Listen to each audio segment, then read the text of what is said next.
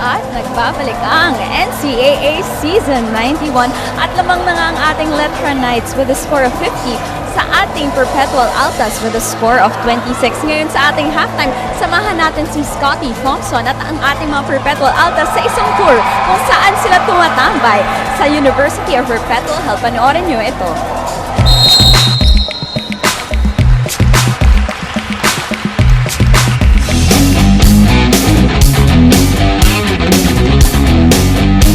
Samahan nyo kami sa best tambayan dito sa Perpetual. Welcome to our first tambayan ang Perpetual Altas Gym. Ako nga pala si Scotty Thompson. Ito ang teammate ko na pinakagwapo, GJ Ilagan, pinakamatahimik kong teammate, Gab Dagang, at ang aming teddy bear, Nestor Bantayan, pinakamakulit. Hello pre! Dito kami nagpa-practice araw-araw, dito kami nagpapakamantay lagi sa court, dito namin pinaghirapan lahat ng gagawin namin sa game. Dito tumutuloy yung mga pawis namin, pinupuno namin ng mga pawis yan. Dito na kami, ito na yung bahay namin. At ang pinakamasarap sa lahat, ang kumain. Dito kami nagbe-breakfast. Kainan na! Ito po yung pinakatatay namin sa team at kahit sa totoong buhay. Ito si Coach Arik. Salamat sa bawat lahat. Salamat sa support sa Perpetual. Yung mga opisyal namin, hindi kami nakakalimutan na kaya ang mga player ko talagang nagipaglaban para mag-champion kami. Ali tayo. Ayun po siya. Ito ang pinakagwapo namin, Coach. Ano masasabi mo sa team at ano masasabi mo sa gym natin? Nako, full of winners tayo dito. Yan! Nag-chase ka din ba dito sa gym, Coach? Secret na lang yan. Ito po yung mga ko-perpetualite ko na mga estudyante.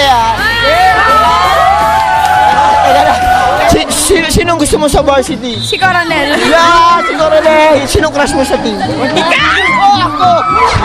Baga ako, diba? Yan! Ito na pala si Coronel, yung crush ni ate. Saan si ate? Yung may crush kay Coronel. Kung hihiling ka ng isang bagay kay Coronel yun, ano yun at bakit? Bakit? Yan, ihag mo! Love mo ba yung Team Altas? Yes, naman! Oh, grupan! Ito yung Miss NCAA namin. Teka lang, interviewin ko lang. Miss Lyra Belches, ano pong masasabi nyo ngayon at kayo yung naging Miss NCAA? Ang gwapo nyo talaga! Thank you. Welcome to our second tambayan, ang Japanese Garden. Tara, samahan mo kami. Ano masasabi mo na ka lang lagi sa tubig, ha? Sagot! Baby.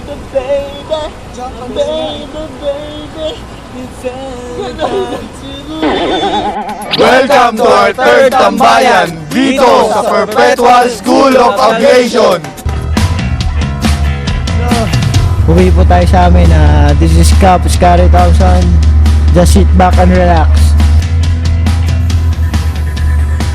Nakikita ko na yung daan papuntang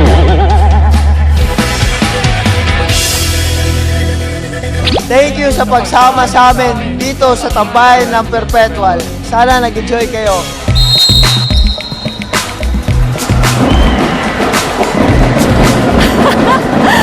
Natuwa ba kayo sa tour natin sa University of Perpetual Health? Nako, kung nag-enjoy kayo sa pag-oh baby ni Scotty Thompson at ang ating mga Perpetual Altas, sana mag-enjoy din kayo bukas dahil gagayahin ko din si Doming Su bukas. Si Your Face Sounds Familiar. Sana manood po kayo sa ABS-CBN at sa mga kapamilya natin dyan nanonood ngayon. Pakita natin ang ating mga support para sa ating mga favorite teams. Huwag kalimutan gamitin ang hashtag galing UPHSD para mapakita inyong support para sa ating mga altas at hashtag galing CSJL naman para ipakita ang ating support sa ating mga Knights. At kung gusto nyo malaman ang standings sa inyong mga teams, pumunta lang sa sport.abs-cbn.com. At sa mga kapamilya natin dyan, huwag nyo kalimutan gamitin ang ating hashtag NCAA Season 91 and make NCAA trend. Magbabalik ang NCAA Season 91.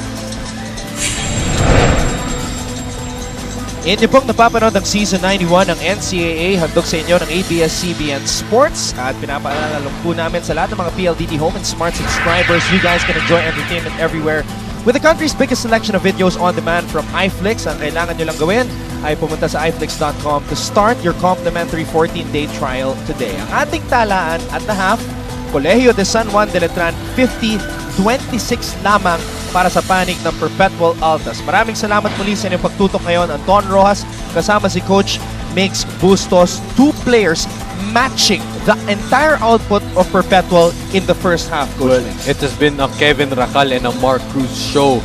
Mark Cruz already scoring with 15 points. Ito naman si K-Rax, 11 points kaagad nitong first half. As we can see the halftime stats, field goal percentage, medyo struggling talaga ang Perpetual Help. Only scoring 9 out of 26 field goals. Ang Letran naman, for a very good 54%, they already scored 19 out of 35.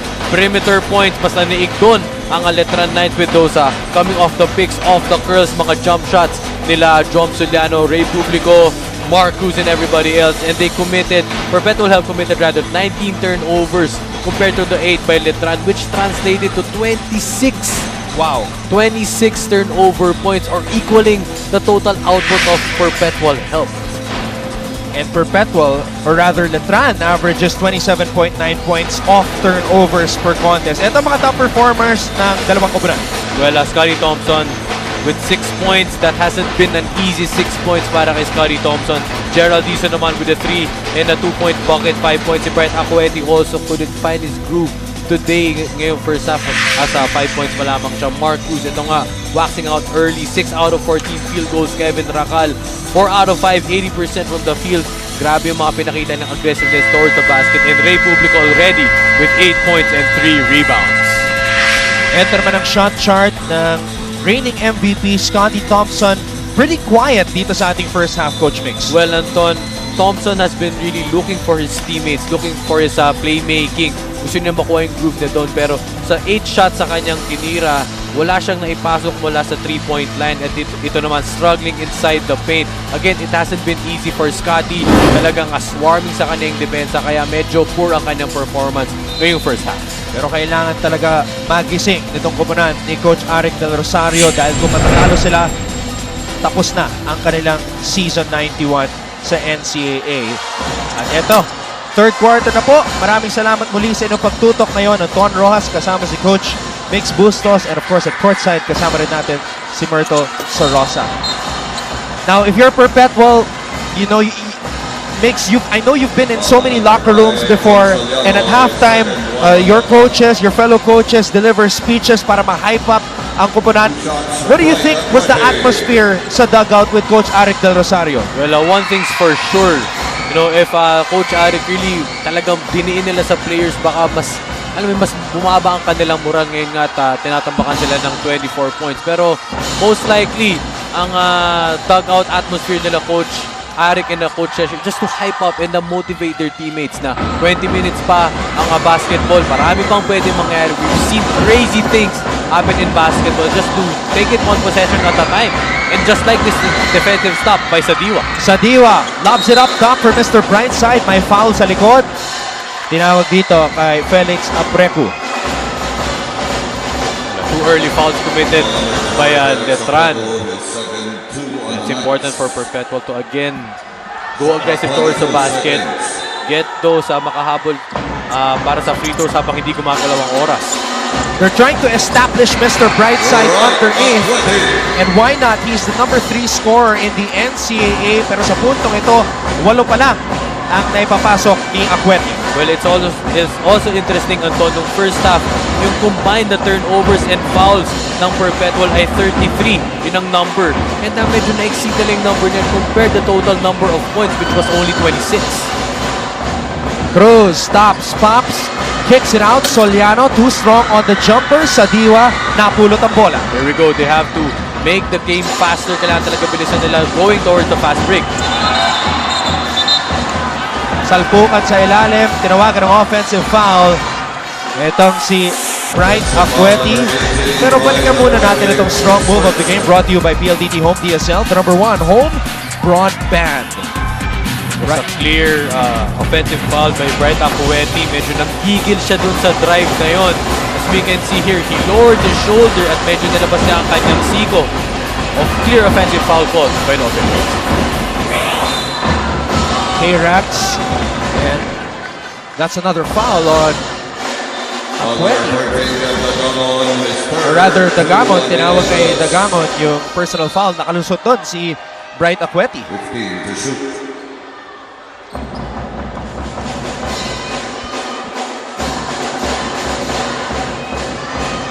K-Rax for 3. Can't connect sa Diwa. Napulot ang bola. Sa Diwa. Inside to Acueti. Sa Diwa. One more try. Wala pa rin. Running hook. Still no good. Acueti. Basket is good for Mr. Brightside. Bright Acueti working on early. Working very aggressive towards the basket. Not giving up on the plays. 19 na lang. Kailangan habulin ng Perpetual. Oh, this is a 5-0 start para sa Altas dito sa third quarter. This is what you want if you're Coach Arik Del Rosario. Huwag bumigay. Keep on pushing. Mr. Brightside, puntos sa ilalim. Strong move brought to you by PLDT. Home DSL, the #1 home broadband. Well, a good sense for them. They're out-rebounding Letran right now, 25-16. They are the #1 rebounding team in the NCAA, so they have to do that.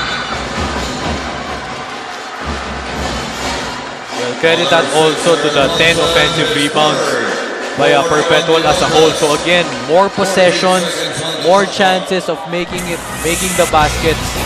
You know, if they make those baskets 50-60% of the time, malaking chances nila na makahabol. Letran hindi pa rin makapuntos dito sa third quarter sa Diwa. Pinasa sa ilalim. Oliveria. Tapping ka ng bola. Napulot ni Ant-Man. Ant-Man, Romarachada. Pinasa kay Luwib. And Luwib scores on the break.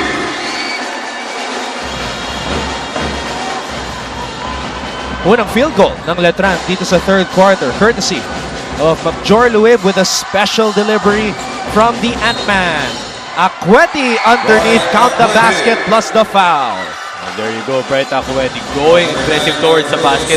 Mistulang walang magawa doon ang depensa ng Letran Knights.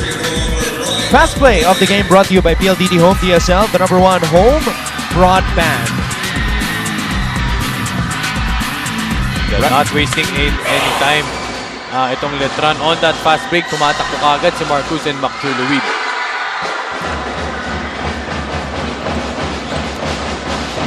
Luwib. Met by Thompson.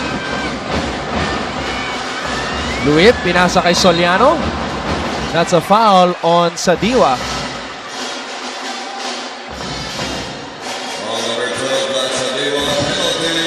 Nasa penalty na ang Perpetual at meron pa tayong 7 minuto at 3 segundo na natitira dito sa third quarter. Wala, napakaaga mapunta sa penalty nitong Perpetual. Pero good signs, a positive note from them. 3 team fouls na ang Letran Knights. So they have 1 more foul to give para maging penalty na rin ang Letran. Okay, balikan muna natin ngayon si Myrtle Sorosa. Myrtle? Anton, meron nga ako dito kasama napaka-espesyal na alumni ng ating Letran Knights. Si Donkey sa Suman na naging isang Letran Knight noong late 80s. Hi, Sir Don! Kamusta po kayo? Hello. Sir Don, ano po yung masasabi mong pinagkaiba nung paglaro nila ngayon at nung time ninyo po noon? Yung pinagkaiba na, laki na ng pinagkaiba ng game ngayon. Before sabi ko nga, dati naglalaro may walang aircon, mainit. Ngayon, maganda ang paigid. Nakaroon ng magandang exposure yung mga player. Oo, napakaganda na exposure na dito sa NCAA. At sir, ano din po yung pinagkapareho po? Ano po yung meron sa yung fighting spirit ba? Pinagkapareho ng laro ninyo at ng laro nila ngayon. Ngayon, dati sabi nga, ang pinagkaiba, walang exposure sa TV. Walang media. Hindi, nakikita ka lang sa TV pag nagkaka-championship ka lang, pero pag hindi ka pumasok sa championship, hindi ka nakikita sa TV. Sir, ano pong message mo sa ating mga Letran Knights na lumalaban talaga today? Mensahe niyo po. Message. Yung message ko sa community ng Letran, dapat manalo kami. Hayaan mo na magkagulo sila as long as safe yung community ng Letran. Ayan nga, favorite word nga ni Mikey, magkagulo. Pero ngayon, balikan na natin ang ating Mr. Python, si Don Rojas. Thank you very much, Myrtle. Itong Letran Knights sumali sa NCAA noong 1928 and then they left the NCAA briefly from 1932. Bumalik sila sa 1936. So, since they have been a part of the NCAA, they've won 16 NCAA championships. So, syempre, pagbalik ng mga dating Letranista, dating mga player, napapansin nila yung mga pagbabago. And it's always nice to see former players support the current stars ng kanilang school. Well, Anton, credit that to the winning culture. As you said, 16 titles para sa Letran Knights. Talaga bumabalik ang player because of course, you want to experience, di ba, kahit hindi ka na naglalaro, yung atmosphere at ang kultura ng iyong kupunan. Copico 78 Best Recharge Moment brought to you by Copico 78, Copico's best latte ever. Sinabi ni Don King, walang aircon dati. Imagine if these students came here and there was no aircon. Man, medyo kagulo yun. Nagpapawisan lahat-lahat. Alcel Viñaraza, well, I agree with you. I didn't expect the game to be like this. Especially if you're an Altas fan, ano? Dahil malakas nga ang kupunan ng Altas on paper ngayong season. Francis Borja naman, kahit maulan dito sa Albay. Wow, all the way from Albay, nanonood siya ng NCAA. At ang kanyang idol, of course, the Ant-Man, Mark Cruz. But this was the foul committed by Mark Cruz. The foul that they could give up.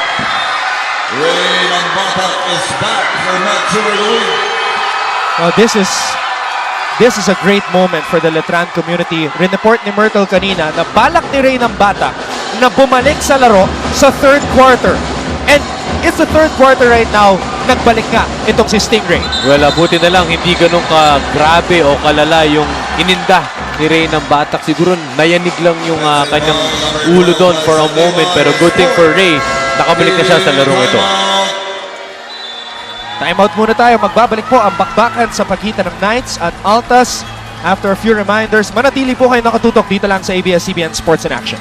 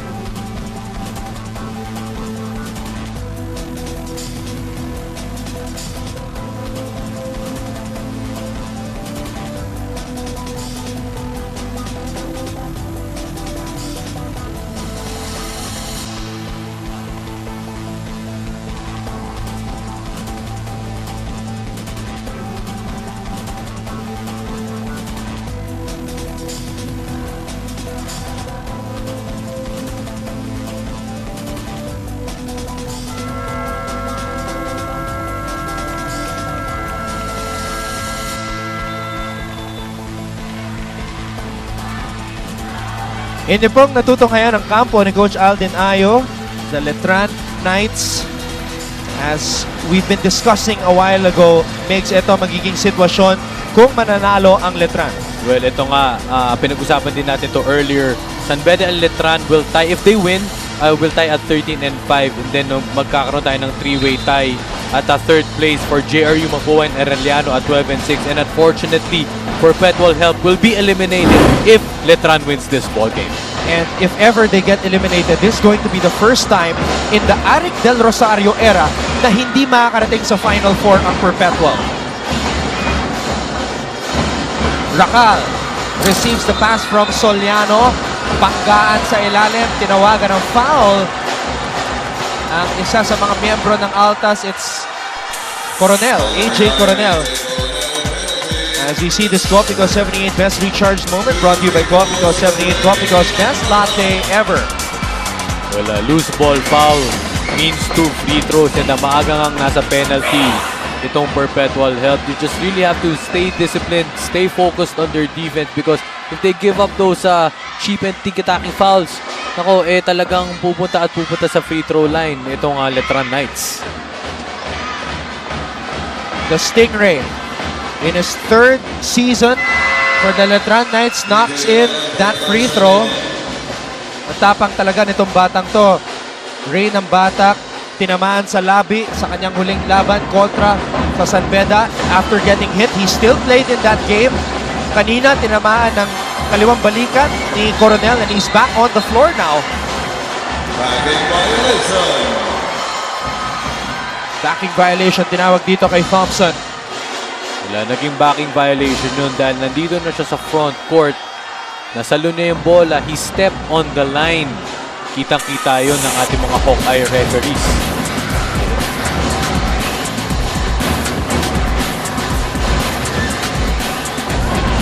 Ito nga yung lane violation. Scotty Thompson was already nakalagpas na siya sa linya. If your body or your 2 feet are already established doon sa area na yun at bumalik ka doon sa backcourt, talagang tatawagan ka ng lane violation or backcourt violation. And that is also why we call you the man with a high basketball IQ. 59-34 ang ating talaan. Letran still leading Perpetual.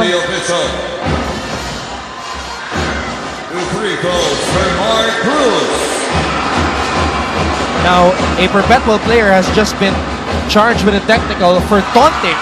Kaya naman tumitira ng free throws itong si Mark Cruz. Emotions boiling over dito sa laban na to as Perpetual nalagay sa alanganin matapos bumulusok ang kumuna ni Coach Aldin Ayo. Wow, big blow. 3 free throws plus ball possession, extending this lead again. And it seems like Letran has all the answers to the Perpetual's run. Perpetual is currently on a 2-game losing skid. Letran 4-4 dito sa second round after going 8-1 in the first round. But you never know when a team has peaked or when it's on its descent. That's how unpredictable the season has been. It's very conditional, as you said, Anton, if you're gonna peak or if you're descending as a team. Very conditional for teams. It's also up to the coaching staff, up to their physical trainers on how they will condition their players very well. Kasi syempre, like kumari, itong Letran Knights, they're very known for their high-octane defense and meron ding wear and tear yan, Anton. So, it's just really up to their nutrition, up to their resting, up to their health. Importante hindi sila mag-peak in time when it comes, when the situation matters. Missing both free throws, Scotty Thompson. And he's able to draw another foul. Babalik sa free throw line ang reigning MVP. On number 4, Felix Sapato is third. Bongito for Kevin Omal. Anton Babayo for AJ Coronel. Wong Quinton nagbabalik sa ating laro as Scotty Thompson. You know, parang kailan lang no, na rookie itong si Scotty Thompson now playing in what could be his final game if Perpetual does not come up with a miracle here, missing on his 3rd straight free throw, Coach Mix. For Scotty Thompson, he does not want his NCAA career to end today. Sabi mo nga parang kailan lang nung nasa poder pa ito nila Coach Boris Aldeguer noong 2011, I believe. And he was just starting out. I really saw the potential in him during those years. And nag-MVP siya last year. And of course, he doesn't want this to be his last game. And by that, he has to make his free throws. He misses 4 straight free throws. Coach Mix Bustos. And this is the largest lead of the game by the Letran Knights in 28 points. Ng Batak showing a lot of heart dito sa laban na to. Playing with a busted lip. Playing after getting his world rocked by the shoulder of AJ Coronel. Akwati, dire-diretso. May halong malas din Itong Perpetual, just not their day. Thank you to LA Mir for your tweet as Bong Quinto overshoots that triple. Thompson kicks it out. Ilagan. No. Akweti fakes, fires, short. Thompson recovers the basketball. Kicks it back out. Ilagan fouled by Nambata. Well, hirap na hirap talaga itong si Bright scoring inside the paint. You know, Letran just playing good defense even though when he jumps, he overtowers the defense of Letran pero still struggling itong si Bright Akweti by the defense of the Letran Knights. Dalawa nakatao dito kay Bright Akweti tuwing nakakahawak siya ng bola. Talagang pinaghandaan ng kumparan ni Coach Alden Ayo. Itong si Mr. Brightside as Ilagan knocks in just his first point of the game. Ito si GJ Ilagan, isa sa mga spark off the bench in the past games para kay Coach Arik Del Rosario. And it's only Bright Akweti and GJ Ilagan who have scored para sa Altas dito sa third quarter, Coach Mix. Well, they need scoring from everybody else, especially Scotty Thompson. Kailangan talaga magkasikna ng lagim itong si Scotty. He needs to create. He needs to make on those one-on-one converts. You know, if the defense swarms on him, kailangan mahanap niya ng maayos yung kanyang mga open teammates. And even if he's out, ngayon sa possession na ito, the other teammates have to step up in the scoring load. Scotty Thompson, only 3 assists so far dito sa ating laro. The Stingray steps back and connects. 3 points for Ray Nambata, who was hit a while ago in the first quarter.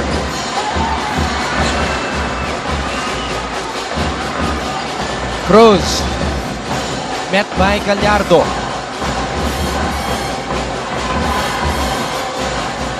They want to go down low, finding the mismatch. Quinto, blocked by Eze. Letran was contesting for a goaltending call. It looked like the shot was about to go in. Perpetual just firing blanks. Not known for their three-point shooting. Itong kumparan ni Coach Arik Del Rosario. San Sebastian dared them to take the three by employing a 2-3 zone sa kanilang huling laro.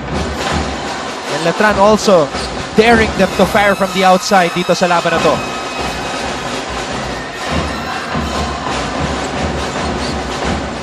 And look at the defense. Dalawa nakaabang kay Prince Eze sa ilalim. Sila talagang patuloy na hindi pinapaporma ng depensa ng Knights. Itong opensa ng Perpetual Health. And they're really playing tentative. They look lost on their offense. They don't know where to go. They don't know where to pass it to. And that's just the effect of the defense by Coach Alden. Mayhem nga ang tawag dito sa depensa ni Coach Alden Ayo. And that's exactly what they unleashed today kontra sa Altas.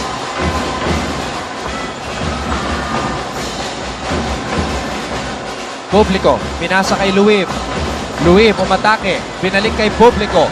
Publico overshoots that one. Rebound Perpetual. Altas umaarangkada. Dizon, pinasa kay Eze, who turns the ball over.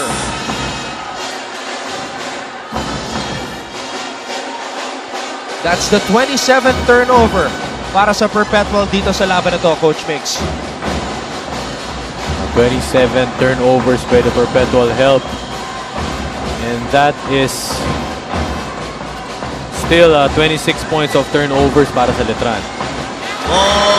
The Knights just on a stampede dito sa laban na to.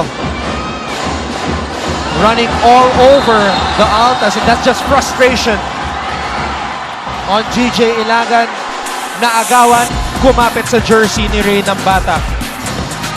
Panoorin muna natin itong Master Guapo Move of the quarter. Watch out for more Guapo Moves powered by Master Sikreto ng mga Guapo. And Anton, that is a clear unsportsmanlike foul. And for you, para hatakin mo yung jersey ng iyong kalaban, illegal po yun.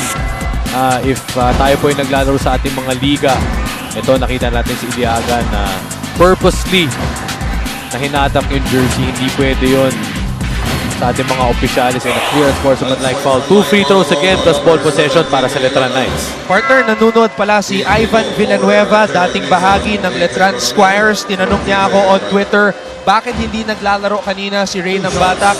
Well, Ivan, kanina tinamaan itong si Ray ng Batak when he was driving on a fast break. He was carried off of the court. Tumubo yung kanyang bibig. And he did not play at all sa second quarter. Pero eto siya ngayon, pumupuntos para sa mga Letranista. And to add to that, napakalakas nung impact ng bunggo ni Ray ng Batak. And it was almost a near concussion. Para sa kanya talagang yumanig yung kanyang mundo. Pero buti na lang, Ivan, nakabalik itong si Ray. And nakadalawang free throw siya to extend the lead para sa iyong kupunan. Imaginein mo na lang kung si Ivan yung binangga ni Ray ng Batak. Oh. Maraming salamat, Ivan, for watching. Papanoorin ka rin namin. Tabi ka ng bola, napunta kay Oliveria. It's Perpetual basketball once again. Oliveria, lob pass kay Eze. Eze underneath. The basket is good for Prince Eze. And that is one of the rare baskets na nakuha nitong Perpetual nitong late in the third quarter. It's important really for him to make this free throw. Fast play brought to you by PLDT Home DSL, the #1 home broadband. One of 2 reinforcements from Nigeria this season. Prince Eze, he was born in Enugu, Nigeria, one of 36 states in that country. Dami rin, 36 states in Nigeria. Marami-rami yun. And now he's manning the fort para sa mga taga Las Piñas, the Perpetual Altas.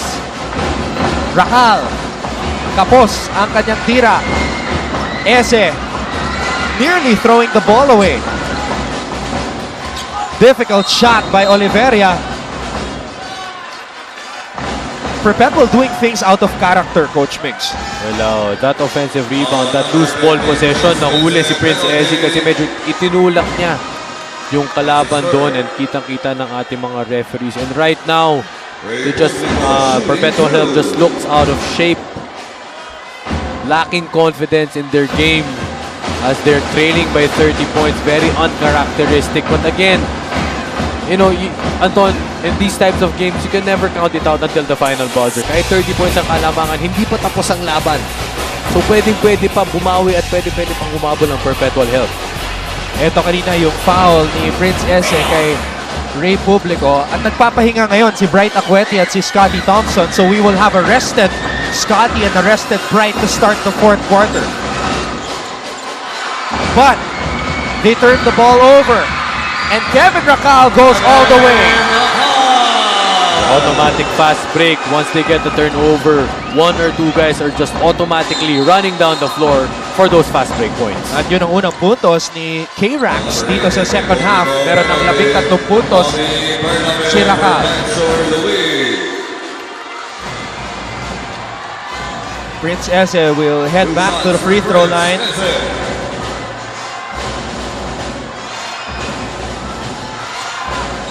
First free throw is good for Prince Eze. He's got 8 points in the game at nag-enjoy itong si Cruz at si Luip sa bench ng Letran.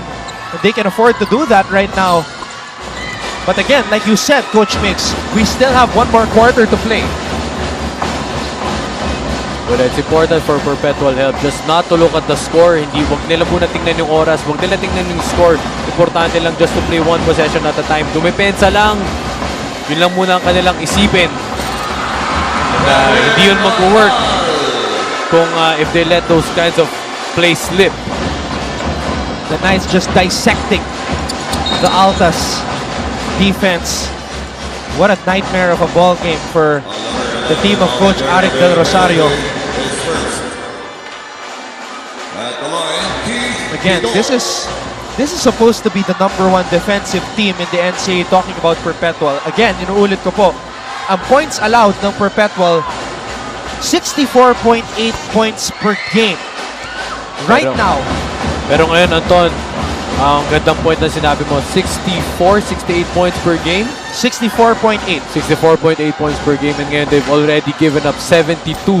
And hindi pa tayo natatapos ngayong third quarter. And it's a 30-point lead para sa Knights. Nambata fakes, fires. That will do it At the end of the third, it's for the first 3 quarters of play. Coach Mix, does Perpetual have anything left in the tank? Well, I think so. It's important for them to make their last push towards the fourth quarter. Just leave it all in the court. Bahala na kung ano mangyari. Just play their game, play their offense, play their defense. And, it's just really up to the Perpetual staff kung paano mag-work yun. You said it earlier, we've seen strange and surprising things happen sa Season 91 ng NCAA. Does Perpetual have a miracle in them? Yan po ang ating malalaman sa ating pagbabalik. Fourth quarter, Knights kontra Altas dito lang sa ABS-CBN Sports in Action.